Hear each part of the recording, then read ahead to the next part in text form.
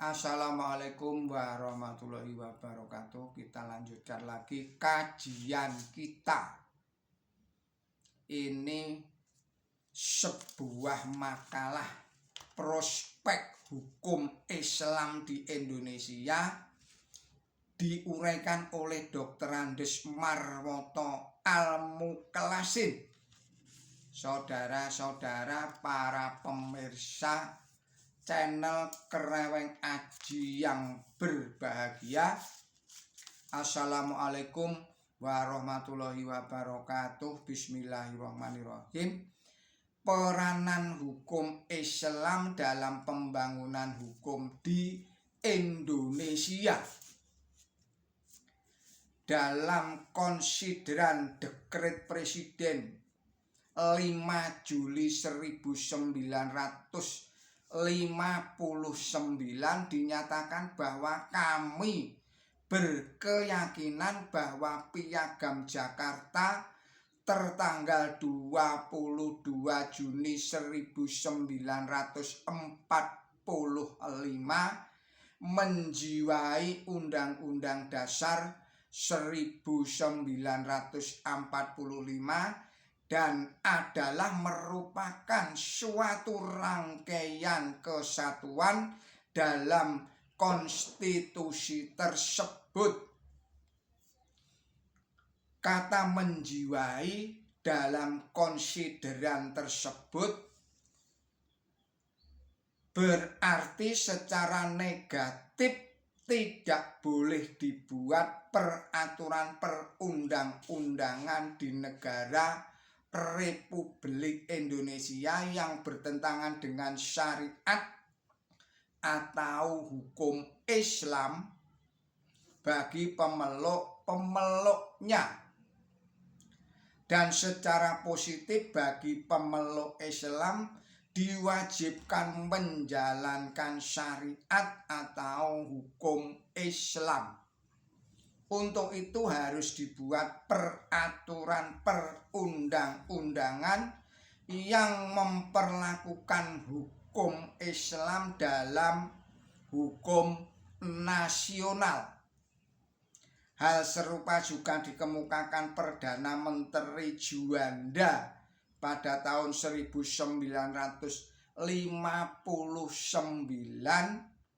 yang mengemukakan pengakuan adanya Piagam Jakarta sebagai dokumen historis bagi pemerintah, berarti pengakuan pula akan pengaruhnya terhadap Undang-Undang Dasar 1945.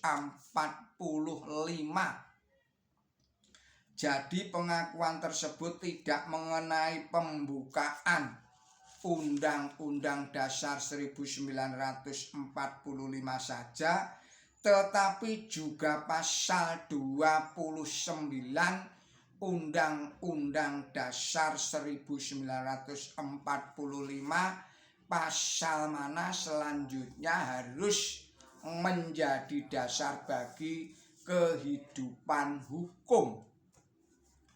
Pasal 27 ayat 1 menegaskan segala warga negara berkesamaan kedudukannya dalam hukum dan pemerintahan. Sedang pasal 29 ayat 2, negara menjamin kemerdekaan tiap-tiap penduduk untuk memeluk agamanya masing-masing dan beribadat menurut agama dan kepercayaannya itu. Saudara-saudara para pemirsa channel Kereweng Aji yang berbahagia, penafsiran sistematis dari pasal-pasal tersebut adalah merupakan hubungan lex generalis dan lex spesialis. Persamaan di depan hukum tanpa diskriminasi, berlaku umum, tidak membeda-bedakan ras, golongan, dan agama. merupakan lex generalis, sedang kebebasan memeluk dan menjalankan ibadah menurut agama dan kepercayaannya itu merupakan lex spesialis yang hanya berlaku bagi pemeluk agama tertentu.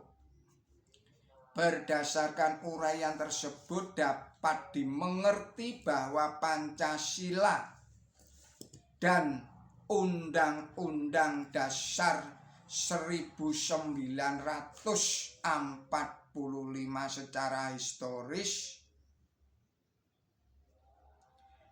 dan faktual tidak dapat dipisahkan dari keberadaan syariat atau hukum Islam. Saya ulangi lagi, berdasarkan uraian tersebut dapat dimengerti bahwa Pancasila dan Undang-Undang Dasar 1945 secara historis dan faktual tidak dapat dipisahkan dari keberadaan syariat atau hukum Islam. Hal ini akan lebih jelas lagi jika dilihat rumusan-rumusan yang ada di dalamnya, seperti rumusan tentang ide bernegara dan berbangsa atas berkat rahmat Allah yang maha kuasa dan didorong oleh keinginan luhur untuk berkehidupan kebangsaan yang bebas dalam arti merdeka, berdaulat, adil, dan makmur. Rumusan ini tidak sekuler karena tidak beranggapan negara adalah hasil perjanjian individu yang bebas, tetapi merupakan berkat rahmat Allah yang maha kuasa. Selanjutnya pasal 34 UUD 1945, fakir miskin dan anak-anak terlantar dipelihara oleh negara.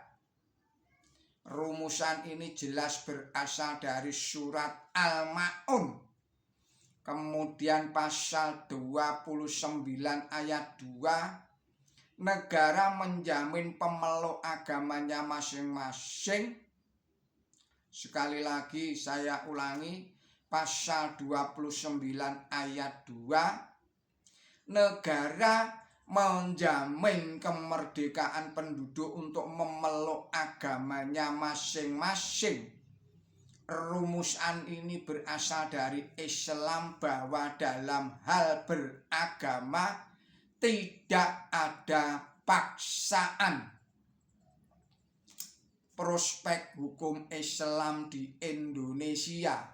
Saudara-saudara para pemirsa channel Kreweng Aji yang berbahagia, teori kedaulatan hukum mengatakan bahwa hukum ditaati karena hukum itu merupakan penjelmaan dari kesadaran hukum masyarakat, yakni kesadaran yang berpangkal dari dan pada perasaan hukum sebagian besar anggota masyarakat. Dengan kata lain, bahwa hukum di suatu masyarakat haruslah sesuai dengan aspirasi, keyakinan, dan kebutuhan serta kesadaran masyarakat tersebut.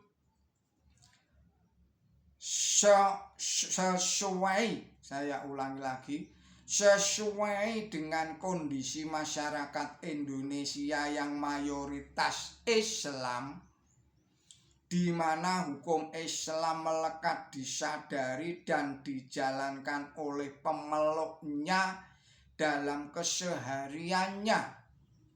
maka setiap peraturan perundang-undangan yang dihasilkan harus tidak bertentangan dengan syariat Islam. Terlebih lagi jika dikaitkan dengan salah satu asas pembangunan nasional yang menyatakan bahwa segala usaha dan kegiatan pembangunan nasional dijiwai, digerakkan dan dikendalikan oleh keimanan dan ketakwaan terhadap Tuhan yang Maha Esa sebagai nilai luhur yang menjadi landasan spiritual, landasan moral dan landasan etik dalam rangka pembangunan nasional sebagai pengamalan Pancasila. Berdasarkan fakta historis, konstitutif, budaya, sosial seperti yang telah dikemukakan adalah beralasan jika dikatakan bahwa prospek hukum Islam di Indonesia cukup cerah. Hanya saja umat Islam dihadapkan pada dua pilihan, yaitu yang pertama hukum positif Islam atau ketentuan fiqhiyah yang telah baku atau dianggap baku, sehingga pembahasannya terbatas pada hukum yang berlaku secara positif bagi orang-orang Islam saja, atau selanjutnya nilai-nilai atau asas-asas hukum Islam yang akan dapat berlaku tidak saja bagi umat Islam tetapi juga umat lain sesama warga negara Republik Indonesia. Saudara-saudara para pemirsa channel Kreweng Aji yang berbahagia, kita akhirkan dulu video ini. Kita lanjutkan pada video-video yang berikutnya. Mohon maaf atas segala kesalahan dan kekilapan saya di dalam menyampaikan risalah ini. Billahi taufik wal hidayah. Wassalamualaikum warahmatullahi wabarakatuh.